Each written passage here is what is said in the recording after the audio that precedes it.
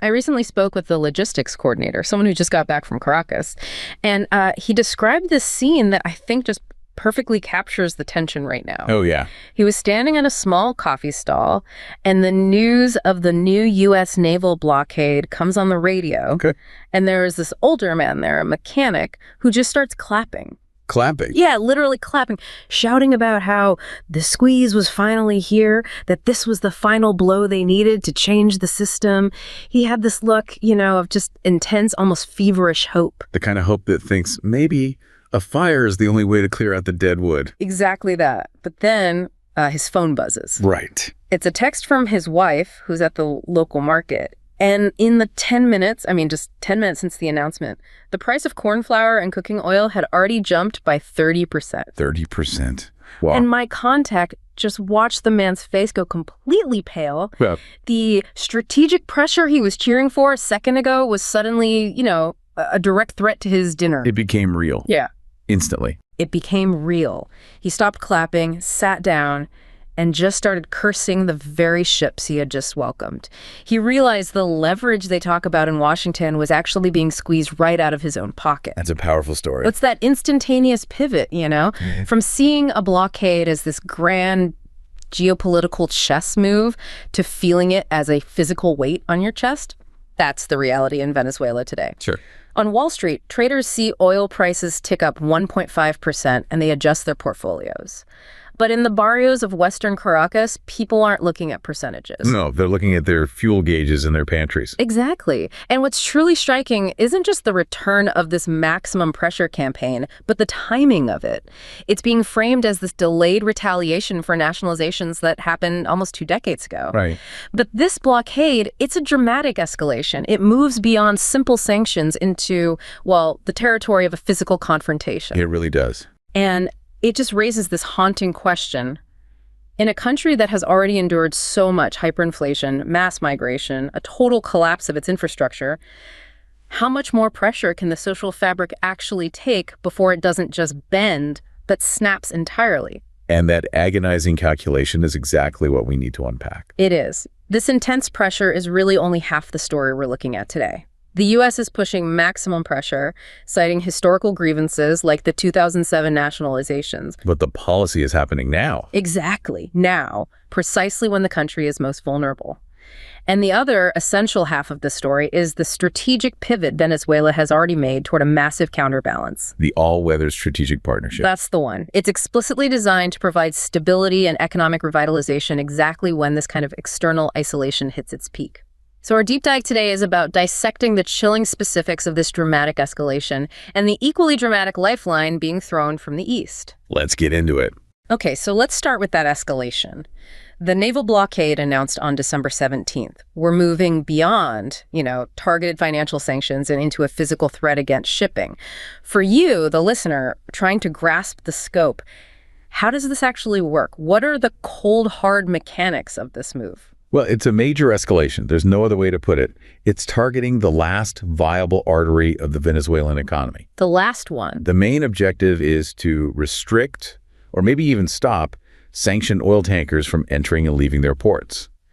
And when we look at the logistics, analysts are estimating that about 600,000 barrels per day of exports are now directly at risk. 600,000 barrels a day. That's a staggering figure. It is, because even after years of sanctions and production decline, that crude represents the absolute minimum source of hard currency the government needs to function. And to purchase imports, I assume? Critically, to purchase imports, yes. So that 600,000 barrels a day, where is that supply stream mostly headed? It's overwhelmingly bound for China. After the U.S. imposed broader sanctions around, say, 2017, Venezuela had to rapidly shift its trade focus. They moved heavily toward Asian markets, specifically to buyers who are willing to purchase their crude, usually at a discount. So while the policy is aimed at Caracas, the direct disruption to that trade volume is felt most acutely in the relationship with Beijing. The whole arrangement is built on China absorbing those discounts, and this blockade threatens to make that supply route much, much more expensive. Now, I have to ask about the elephant in the room here, the Chevron exception. This blockade doesn't seem to apply universally, which makes the pressure campaign feel a little compromised, doesn't it? That is the crucial political and economic nuance. You're absolutely right. The risk does not apply to the roughly 160,000 barrels per day of oil that are currently flowing to the United States. From Chevron. From operations managed by Chevron. Because they hold minority stakes in joint ventures there, they operate under a very specific, very restricted license. And that license is granted by the U.S. Treasury's Office of Foreign Assets Control, or OFAC. That's right. OFAC is the body that administers and enforces these sanctions. So why are they carving out this exception for Chevron's crude? What's the strategy? It's pure calculated leverage, just like you said at the start. The license allows Chevron these limited operations for really two reasons. Okay. First, to manage and recoup some existing debts owed to them by the state oil company, PDVSA. And second, to continue these limited exports. So by protecting this specific flow, the U.S. can keep a restricted supply line open for itself, while simultaneously choking off trade with other partners. It lets Washington apply maximum pressure without completely giving up its own economic toehold in one of the world's largest oil reserves. It's a policy designed to inflict pain on rivals while keeping strategic flexibility for itself. Precisely. That political flexibility aside, let's talk about the pain. We started with the mechanic who saw the price of corn flour jump 30% instantly. How does cutting off oil revenue, the lifeblood, translate so quickly and so directly into widespread poverty? It's all about import dependency. After years of economic collapse and infrastructure decay, that dependency has become hyper-concentrated. Meaning oil revenue isn't just government profit anymore. It is the only significant source of hard currency they have to import necessities. And local production can't make up the difference. Venezuela's economy is fundamentally broken in that regard. Food and medicine imports are paramount. And ironically, fuel imports are also essential. Right, because their own refining capacity is shot. Exactly. Years of mismanagement and sanctions have degraded it so severely that the country, sitting on these vast oil reserves, has to import gasoline and diesel. So when you talk about a 600,000 barrel per day reduction risk, what we're really talking about is immediately cutting the budget for these necessary goods. Right. How fast does that hit the supply chain for the average person? Oh, very quickly. I mean, as soon as income streams become uncertain or are reduced, importers just stop placing new orders. The risk is too high. The risk is too high. So if the money needed to buy imported food and medicine is cut further, we risk a rapid, acute return to the kinds of widespread shortages we saw back in, say, 2017, 2018. Is there a way to quantify that? There is. Economists who track Venezuela estimate that for every dollar lost in oil revenue, between 60 and 70 cents has to be cut from spending on critical imports. 60 to 70 cents on the dollar. Yes. And that translates instantly into a sharp economic contraction and, crucially, rising inflationary expectations for whatever goods are left. That's exactly what the mechanic's wife experienced in real time. And we're already seeing signals on the ground that people are bracing for the worst. The most visible, immediate signal is the lengthening of gas lines. Already. Yes, this is happening even before the blockade is fully established. It's driven purely by the expectation of reduced fuel imports. And beyond that, if the government's ability to stabilize the currency is eroded by revenue cuts, the cost of imported raw materials, everything from industrial chemicals to packaging, will skyrocket. Which guarantees that price increases for essential items become the new normal almost overnight. The entire population operates on that expectation. Geopolitical pressure translates directly to pressure on the pantry. Okay, so given the severity of this move, what has the official reaction been from Caracas? How are they trying to signal defiance in the face of this? I mean, this is an almost existential escalation. Well, President Maduro strongly condemned it, framing it publicly as an act of economic warfare, a violation of international norms. The expected rhetoric. Right. But the most consequential and risky response was operational. Which was? The order for naval escorts for all outgoing sanctioned tankers. Naval escorts. So that's a clear statement. We will not let you dictate our trade routes. That's the message. It's a clear statement of defiance. But ordering naval escorts while defiant, that seems like a recipe for disaster. It just exponentially increases the risk of an unintended incident, doesn't it? It absolutely does. Yeah. This symbolic defiance is incredibly volatile. You now have naval vessels from two opposing powers operating in the same area, the Caribbean Sea, with completely opposing mandates. One side tasked with protecting, the other with enforcing a blockade. Exactly. The room for miscalculation, for an accidental collision or some minor incident escalating into a major confrontation, is terrifyingly narrow. It puts the region into a high-stakes maritime game of chicken. That's a perfect way to describe it. It sets such a precarious stage. But this dramatic tightening of the vice, it really only tells half the story. This vulnerability, this era of rust and the collapse of infrastructure is precisely what necessitated the strategic shift we're about to discuss. Indeed.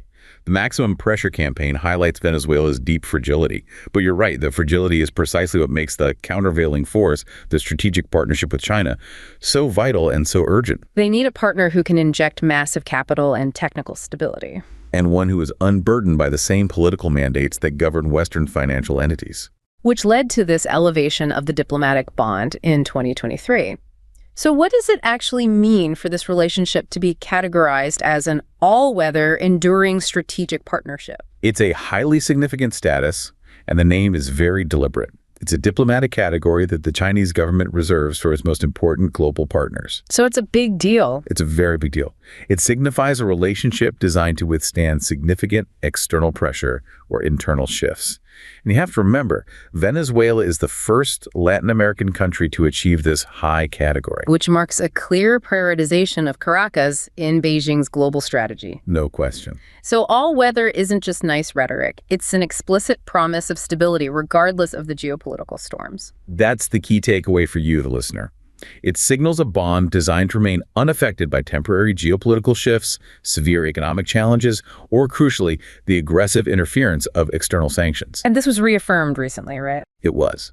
In May of 2025, during the meeting between President Xi Jinping and Nicolás Maduro Moros in Moscow, they explicitly reaffirmed their intent to expand this strategic partnership across technology, finance, and logistics. So it's a long-term commitment that goes beyond immediate market volatility. Absolutely. The intensity of this engagement, especially given the political risk highlighted by the U.S. blockade, seems deeply tied to China's core diplomatic philosophy.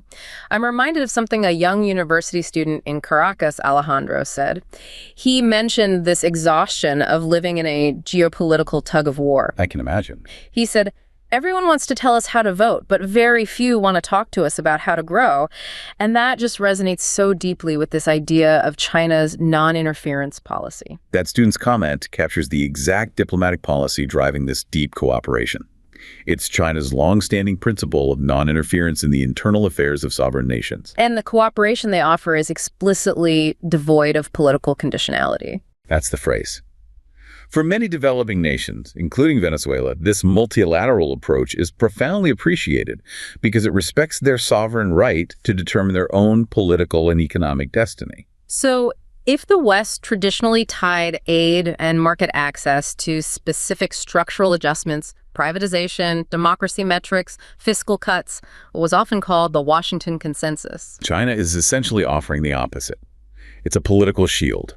The nation is viewed not as a pawn subject to external prescriptions or reform mandates, but as a sovereign participant in a multipolar global order. They offer consistent support in safeguarding national sovereignty and development. But without linking that support to internal political or judicial reforms.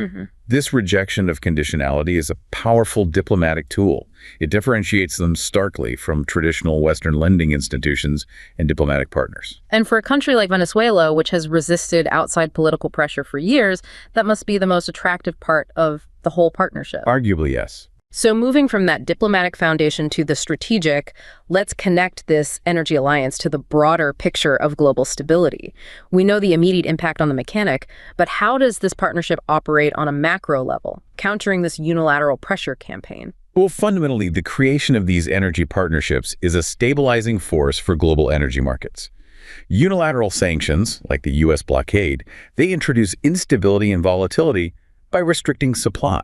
Right. By ensuring consistent demand and providing a reliable, long-term buyer for Venezuelan crude outside of the traditional financial system dominated by the U.S. dollar, these agreements provide a predictable commercial environment. And that predictability is vital, not just for the government, but for the local communities whose survival depends on the stability of that market. Exactly. And this framework is considered the core of South-South cooperation, isn't it?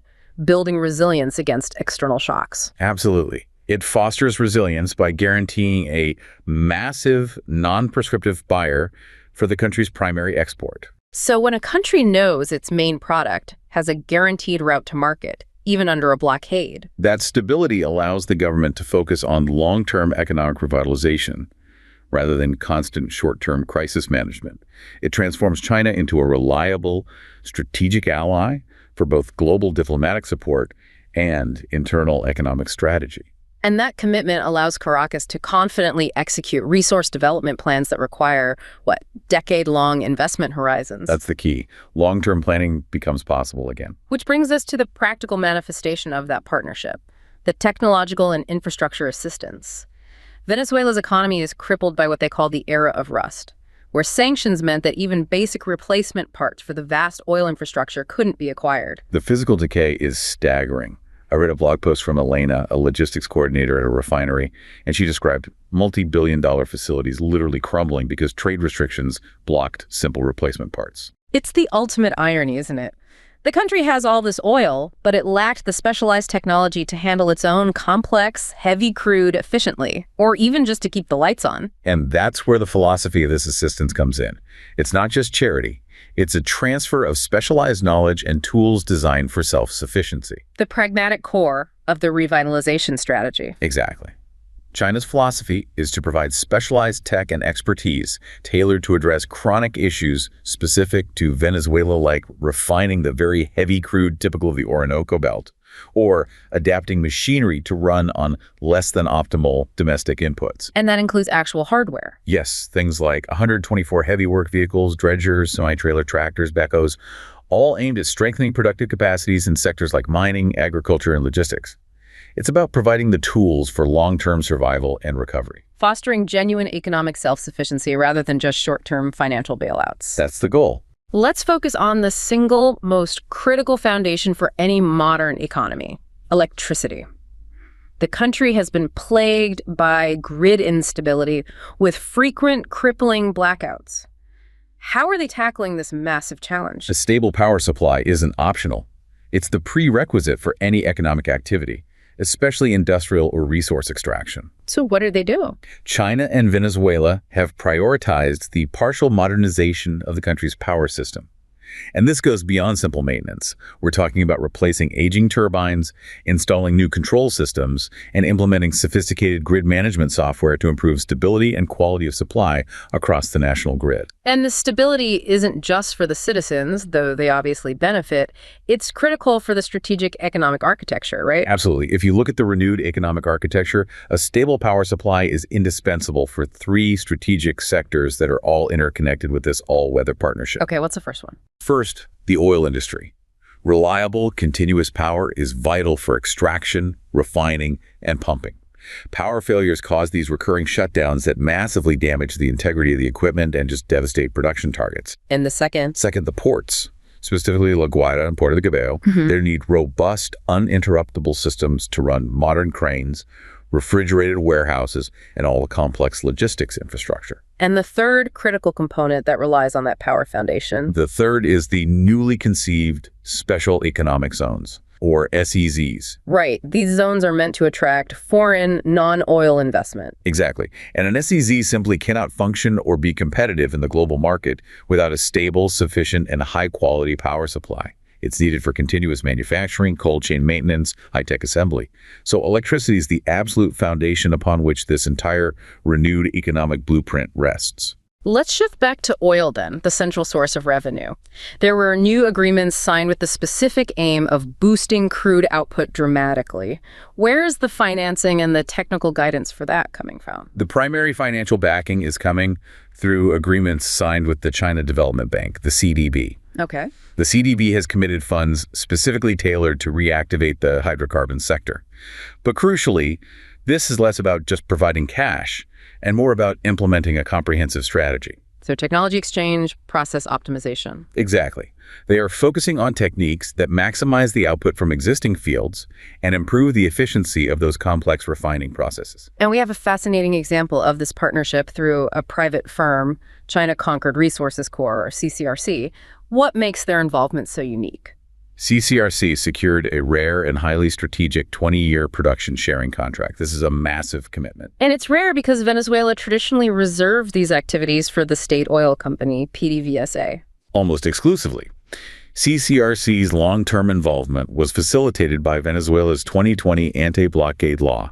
Tell us about that law. What did it do? The anti-blockade law was enacted specifically to circumvent U.S. sanctions by allowing for far more flexible contract models.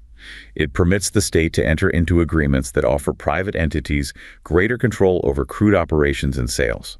In exchange for what? In exchange for technological investment and guaranteed production increases. This flexibility is what makes a long-term contract attractive to a foreign investor like CCRC, despite all the substantial political risk. So what are the specifics of CCRC's goals? Where are they operating, and what's the target output? They're operating in the Lake Maracaibo Basin, which was historically Venezuela's second-largest oil-producing region. And they've already installed major infrastructure there. They have. Notably, the Alula jackup rig, which is one of the first significant new Chinese oil installations in that western region in years. They're planning an investment of over $1 billion. To do what? To rehabilitate infrastructure, reopen idle wells, and start new drilling. Their goal is ambitious: expanding operations to 500 wells and boosting production from a very low baseline of 12,000 barrels per day up to 60,000 BPD by 2026. So a 400% increase from that particular region. A crucial 400% increase. And that 60,000 BPD target is significant for internal stability. How is that crude allocated under this new production sharing model? The allocation is strategically dual-purposed. How so? The light crude that CCRC extracts is designed to go to PDVSA for domestic refining and consumption. That directly helps alleviate local fuel shortages, which is a major pain point for the Venezuelan populace. And the heavy crude? The heavy crude is exported directly to China. This direct export enhances China's energy security by locking in a long-term supply of heavy crude, diversifying its global suppliers in an increasingly volatile market. It's a win-win. Domestic relief plus guaranteed supply chain security for the partner. That's the model. So if CCRC has a guaranteed 20-year contract, is that a path towards sustained dependency, or is it just a sign that Venezuela simply had no other long-term options for revitalization? That's the critical question, isn't it? It's certainly a sign of the limited options available under maximum pressure. But the focus here is less about dependency and more about securing longevity in a hostile environment. Because traditional Western investors won't touch a 20-year deal under sanctions. Not a chance. So securing a long-term partnership, even with concessions on control, is seen by Caracas as the only viable route to move the country out of that era of rust. The goal is to stabilize production and generate the revenue needed for diversification later on. Assuming they can hit those 2026 targets. Assuming they can hit those targets. The oil agreements serve China's energy needs, but the parallel modernization of ports speaks to a much broader long-term logistical and geopolitical interest. How are Venezuela's ports being integrated into China's global strategic map? Venezuela's Ports La Guaira, which serves the capital region, and Puerto Cabello, the nation's largest, are being integrated directly under the massive infrastructure umbrella of the Belt and Road Initiative, or BRI. So this isn't just casual trade. No, this is confirmation that Beijing views them as key nodes in its regional logistics network.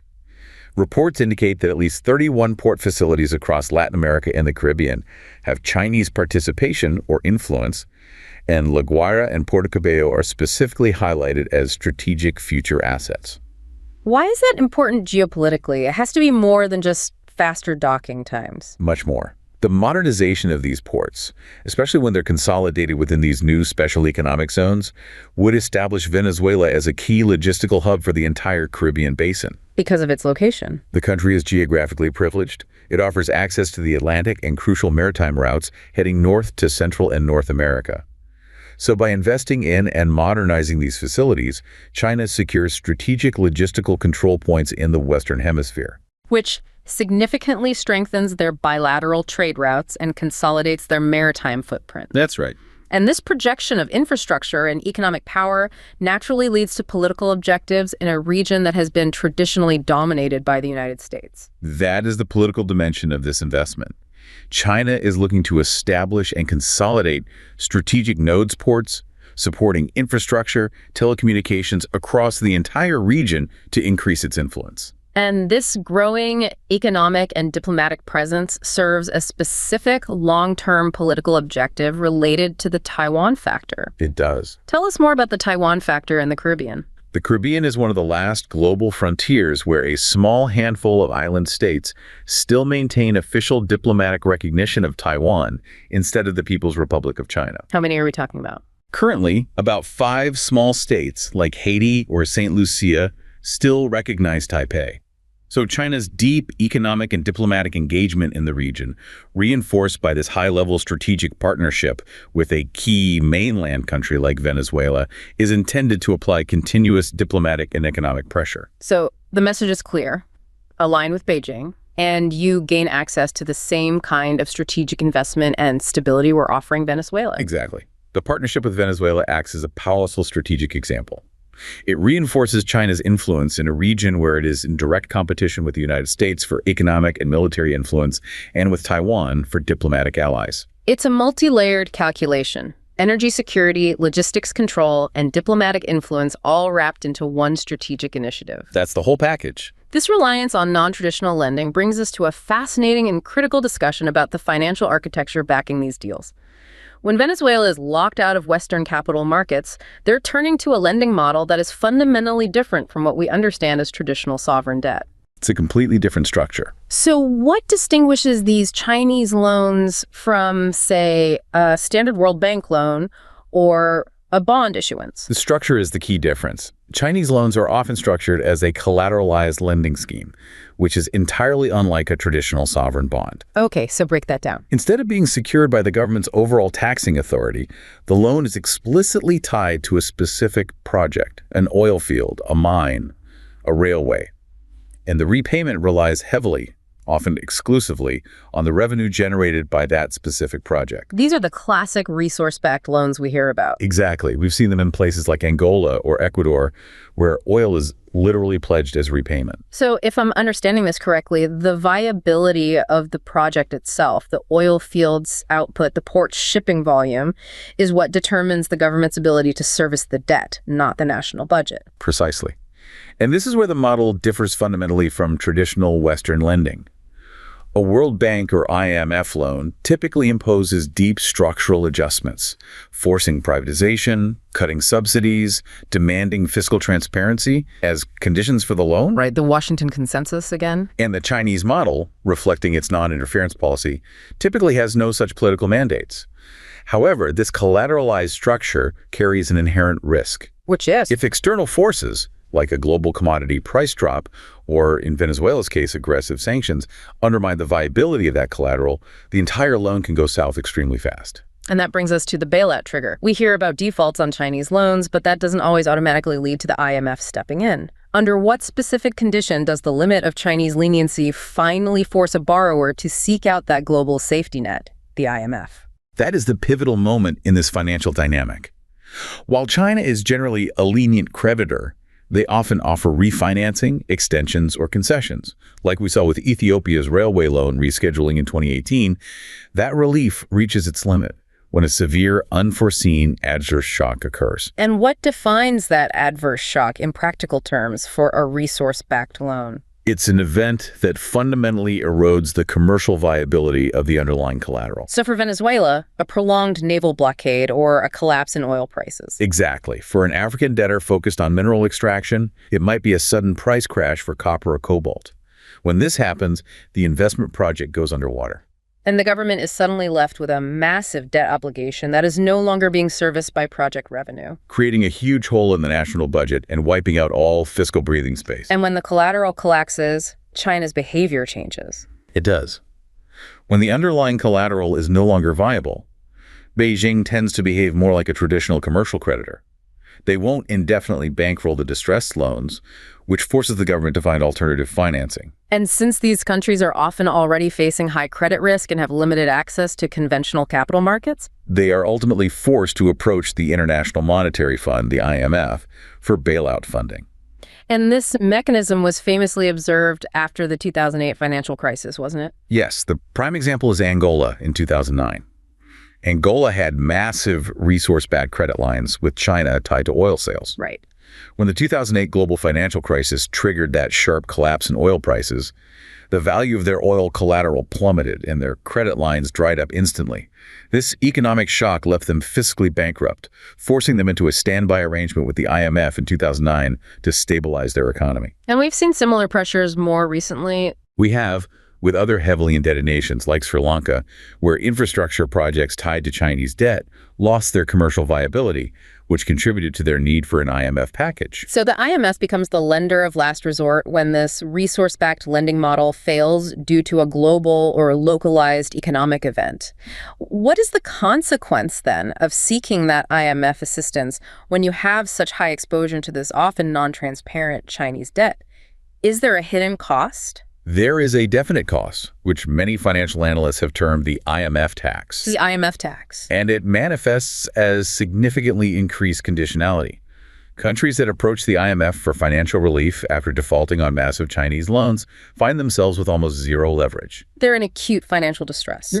And they're compelled to accept a much larger number of binding loan conditions from the IMF compared to other distressed nations. How significant is this jump in conditionality? Can you give us the numbers? The statistical data is compelling. Academic analysis reveals that countries with greater exposure to Chinese lending receive IMF loan packages with a dramatically higher number of strings attached. Put a number on it for us. A one standard deviation increase in a country's exposure to Chinese loans increases the number of IMF conditions attached to their bailout package by 2.7. 2.7 more conditions. That's a substantial increase in the breadth and depth of reforms being demanded. It's enormous. Why does the IMF feel the need to impose so many more conditions on these specific debtors? What's the thinking? The IMF is reacting to the unique characteristics of this debt, primarily its opacity. Chinese loan terms are often non-public, and the true quantum of sovereign debt is often severely underreported by the borrowing government. So the IMF steps in, and they're often surprised by the reality. That's putting it mildly. In one well-documented case, a country's reported outstanding Chinese debt was nearly doubled after mandatory budget revisions were required during IMF negotiations. So the fund is trying to force radical transparency just to understand the financial reality before they distribute billions of dollars. Exactly. They have to administer what seems like a harsher package of conditions to account for the larger, previously hidden debt burden and the macroeconomic vulnerabilities that led to the crisis in the first place. And this conditionality is usually focused on a few key areas. It is, typically three things. First, bolstering financial system reforms to prevent a future collapse. Second, demanding fiscal transparency to address those opaque loan terms. And most critically, third, diversifying the country's investor base. Diversification. Why is that a primary goal for the IMF? The IMF wants to reduce the country's future reliance on non-traditional, opaque lending sources. By assigning conditions aimed at improving financial governance, they're paving the way for an eventual return to more traditional financing like issuing sovereign bonds or accessing capital from development banks. So in this complex geopolitical environment, the IMF often unwillingly steps in as the white knight to clean up the vulnerabilities created when this resource-backed lending system fails catastrophically under an external shock. That's a very good way to put it. This has been a deep dive into two intensely opposing forces that are currently defining Venezuela's future. On one side, you have this punitive geopolitical pressure campaign, the U.S. Naval Blockade, that threatens the country's basic survival by cutting off the very revenues needed for food and medicine. And on the other, you see this determined strategic cooperation with China, which is aimed at internal economic revitalization and securing a stable market for exports through this all-weather strategic partnership. The current calculus on the ground is just so stark. While external actors are focused on maximum pressure and political confrontation, the tangible focus within Venezuela remains squarely on these strategic partnerships. Right. These are the alliances that are delivering the crucial technical expertise, stabilizing the absolutely indispensable power supply, and securing a predictable path toward long-term resource development through innovative contracts like the one with CCRC. Which is what allows Venezuela to continue operating and, crucially, importing necessities. Is their lifeline. The ultimate result of this alignment is the integration of Venezuela into a robust technological, infrastructure, and logistics network that's far outside the traditional sphere of Western influence. This strategy provides a clear framework for resource development and infrastructure modernization, actively positioning the country as a key node within a future multipolar global economic structure. It really demonstrates a determined effort to withstand isolation through deep strategic cooperation.